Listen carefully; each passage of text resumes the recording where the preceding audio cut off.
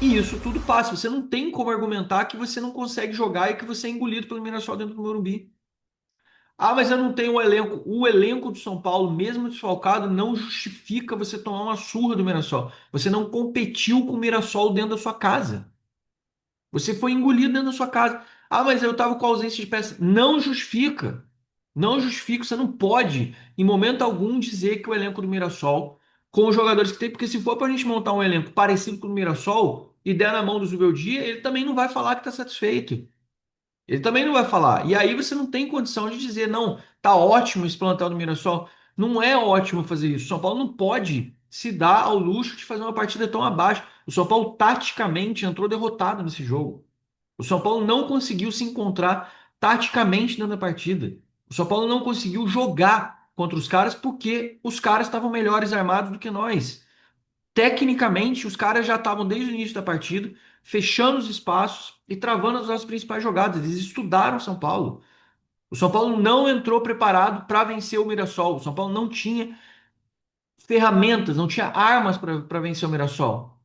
O São Paulo estava com as suas principais peças, suas principais jogadas, os principais escapes, desafogos encurralados. Os caras estudaram a gente e engoliram os meu dia, Cubeiros, como que tomaram um nó tático, não conseguiram sair jogando, não conseguiram jogar, e essa é a principal razão do placar que aconteceu sábado. Não foi só a falha do Rafael, não foi só, mas o Alan Franco ali falhou, não sei o quê. O São Paulo não estava construindo, o São Paulo não conseguiu fazer nada.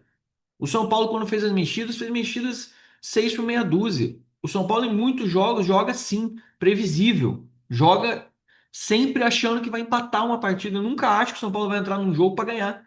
Eu sempre acho que o São Paulo entra em campo, cara, vamos empatar. Se a gente tomar gol, aí a gente vai para cima. Se a gente fizer o primeiro gol, a gente vai recuar. É sempre igual. A gente não tá mudando muita coisa. E isso caminha, como eu falei para vocês, para um cenário de instabilidade, pressão e cobrança. Se o São Paulo não tiver bons resultados nesses 3 jogos, o São Paulo tendo uma entrada de capital no meio do ano e faltando pouquíssimo tempo para o contrato do Zubeldia acabar, eu já não acho que seja impossível uma demissão do Zubeldia. Isso eu estou fazendo uma ponderação, tá? Isso não é uma informação. Mas o clima, a situação como tá, a pressão muito grande e um mês inteiro de trabalho que permite você botar os jogadores para descansar, recuperar os caras de lesão, fazer novas contratações e fazer uma mudança de cenário, permitem que você tenha mais tranquilidade na tomada de decisão. Se o São Paulo terminar essa fase de antes de pré-mundial na zona do rebaixamento e ter resultados ruins esses próximos 3 jogos, eu falo para vocês. E outra coisa, temos sorteios de Copa Libertadores e sorteio de Copa do Brasil. Esses 2 pontos são determinantes, porque se a gente fala assim, fui sorteado e vou pegar o Flamengo, vou pegar o Palmeiras, e você vai pegar times que, teoricamente, tô falando teoricamente, mas é um fato hoje, que seriam favoritos, inclusive em embate contra o São Paulo, alguma coisa você vai ter que fazer. Querendo ou não, você vai ter que fazer alguma coisa.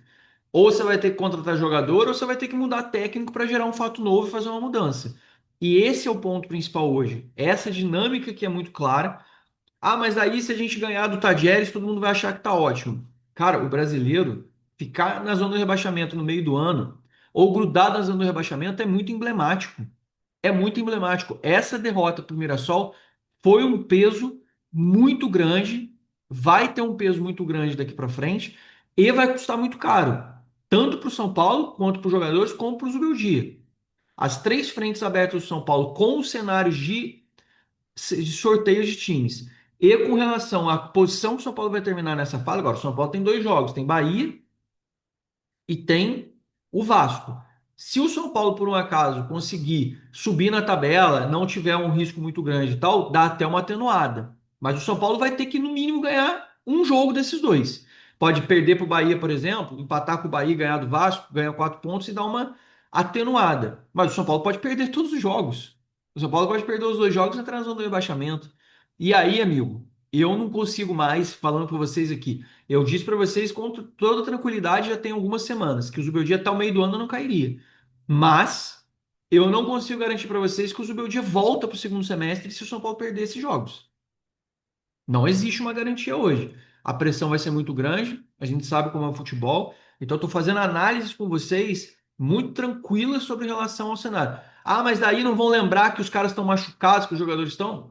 Volto, vou lembrar também que ele também tem a sua parcela de responsabilidade. Ele também tem a sua parcela de questão nos problemas. Ele tem jogadores aptos que poderiam estar atuando e não usa. Ele poderia ter usado antes outros jogadores e não quando não tinha mais nenhum disponível, como foram alguns meninos da base. Ah, você está detonando o Zubeldia. Não, eu estou fazendo uma análise fria, real da situação. O Zubeldia, ele não é isento de responsabilidades. Ah, mas você não vai falar da diretoria? Acabei de falar, a própria manutenção do Zubeldia é da diretoria.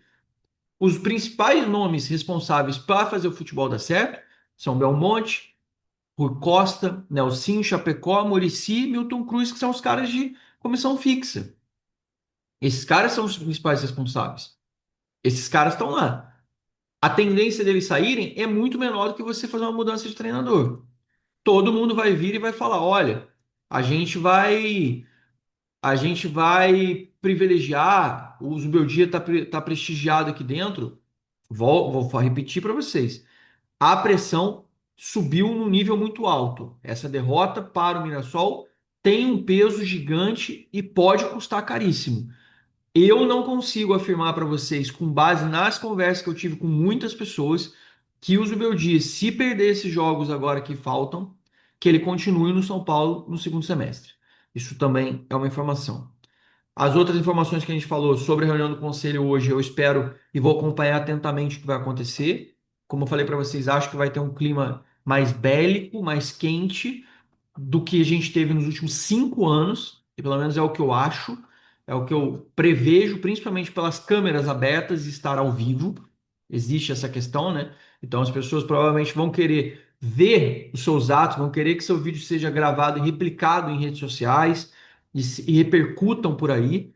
As organizadas, ou pelo menos a organizada independente, se manifestou e vem batendo, vem cobrando forte e vem se posicionando contra diretores e até contra a comissão técnica, era uma coisa que não fazia, adotou uma postura mais dura e mais rígida com relação ao assunto. Isso também tem o seu peso. A pausa no meio do ano, ela faz com que você tenha tempo e que você abra essa possibilidade de fazer mudanças, inclusive de não serem repentinas, radicais, grosseiras, né? De você falar assim, aí agora você vai fazer isso. Não, te dá tempo e fôlego de você fazer escolhas, de você fazer mudanças, de rever planejamento, de tomada de decisões.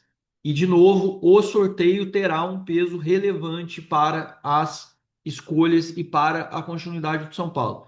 Se pegar times mais fracos na Copa do Brasil e na Libertadores e a gente não tiver, pelo menos nas oitavas das duas competições, um nível de enfrentamento super exigente, existe até uma. Acho que aplaca um pouco as coisas. Mas se você já tiver um embate violentíssimo logo no início nas duas competições, podendo colocar em risco o resto do ano do São Paulo, e a gente já estando comprometido duramente no Campeonato Brasileiro, inclusive com essa reta final, a gente está entrando nos últimos 6 meses de contrato do Zubeldia, permite negociações, a janela está aberta, tem clube interessado nele, como o Boca. A gente sabe que o futebol, ele reserva dinâmicas diferentes e nuances que muitas vezes surpreende a gente com relação à volatilidade das tomadas de decisões. Ninguém vai admitir, mas nas conversas que eu tive, senti que esses últimos 3 resultados de jogos do São Paulo podem ter um papel muito fundamental no futuro do São Paulo e daqui para frente.